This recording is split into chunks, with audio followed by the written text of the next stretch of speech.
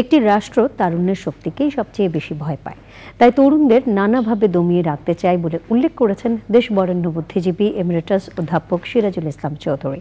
89তম জন্মদিন উপলক্ষে ফিরে দেখা শীর্ষক আত্মজৈবনিক বক্তৃতায় এই শিক্ষাবিদ বলেন, এই তরুণরাই আশাবাদী হতে শেখায়। লায়লা নওশীন জানাচ্ছেন। এখন জন্ম সনদ দিয়ে খোলো বিকাশ স্টুডেন্ট অ্যাকাউন্ট। নিজের বিকাশ নিজে কর। দেশ বরেণ্য বুদ্ধিজীবী এমিরেটাস অধ্যাপক সিরাজুল ইসলাম চৌধুরীর 89তম জন্মদিন উপলক্ষে বাংলাদেশ শিশু একাডেমির মিলনায়তন কানায় কানায় পূর্ণ।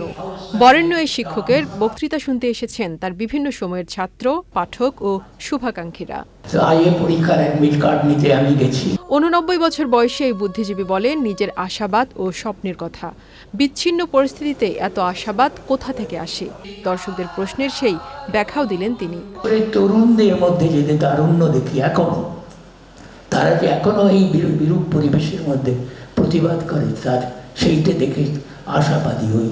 তারুণ্যকে রাষ্ট্র সবচাইতে বেশি ভয় করে এবং তারুণ্যকে নষ্ট করার জন্য যত রকম কায়দা আছে সব করছে। আপনি ভাবতে পারবেন যে 30-35 বছর ধরে আমাদের যে ছাত্র সংসদ, ডাকসু, হল ইউনিয়ন, এগুলোর কোনো নির্বাচন নেই এবং দেশে গণতান্ত্রিক সরকার আছে। এইটাই হচ্ছে তারুণ্যকে ভয় করা। পুঁজিবাদ যে ফ্যাসিবাদের আকার ধারণ করছে, তার কারণ হচ্ছে যে ধমক দেবার কেউ নেই, থামাবার কেউ নেই।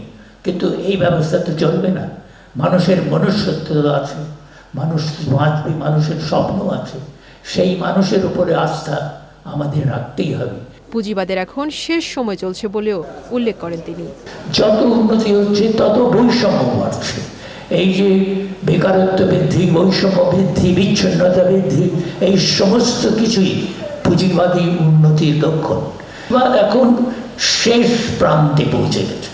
এইটাই আসার আরেকটা কারণ যে এরপরে পুঁজিবাদের আর কিছু দেবার থাকবে না। শিশু শিল্পীদের পরিবেশনায় নাচ, শিল্পীদের গান ও সাংস্কৃতিক পরিবেশনা দর্শকদের মুগ্ধতা ছড়ায়। Laila Nowshin, channel I, Dhaka.